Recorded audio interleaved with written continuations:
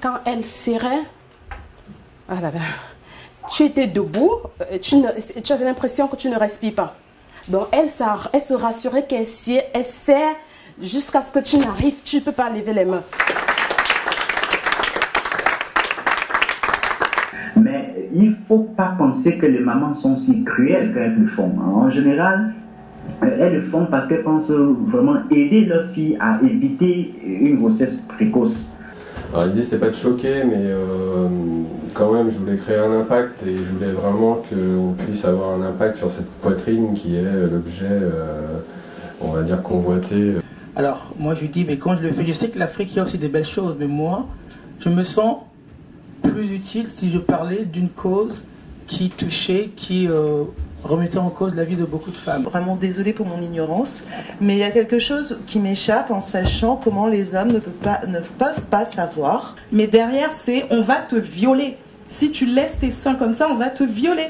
C'est honteux pour moi de savoir que dans mon pays, c'est un des pays au monde où le repassage des seins est plus pratiqué. Le point de départ, c'est qu'il y a des enfants qui meurent victimes de mutilations sexuelles féminines sur le territoire français. Qu'est-ce qu'on fait? Et moi, je suis sortie de cette conférence avec des larmes aux yeux parce que on traitait les Africains des barbares, on traitait l'excision était considérée comme un crime humanitaire. Et moi, là d'où je viens, 100% des femmes sont excisées. Mais c'est un passage à l'âge adulte. En fait, moi, c'est sur l'excision que je voulais parler parce que j'ai entendu parler en Afrique et tout. 60 000 femmes qui vivent en France qui ont subi l'excision. Donc, ça fait 30 ans qu'on lutte en France et qu'on lutte dans le monde entier. Mais les villages ne sont pas concernés par cette lutte-là. Moi, je n'accuse même pas les hommes. Je dis juste, nous les femmes, il nous revient, parce que je pense que le fait que vous soyez ignorant, c'est parce que votre mère ne vous en a pas parlé. Ce qui m'a le plus interpellée, c'était sur le fait qu'il y avait des femmes il y avait des excisions qui se passaient en France.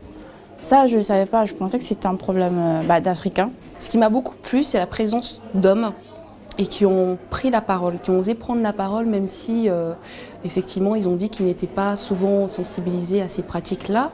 Je suis d'abord venu pour la partie repassage des seins, dont j'avais entendu parler mais de manière très superficielle. Donc j'ai entendu parler du repassage des seins.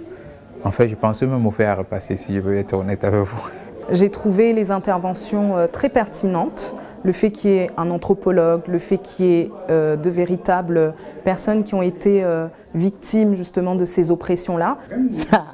Ce qui m'a interpellé, c'est l'incrimination des hommes.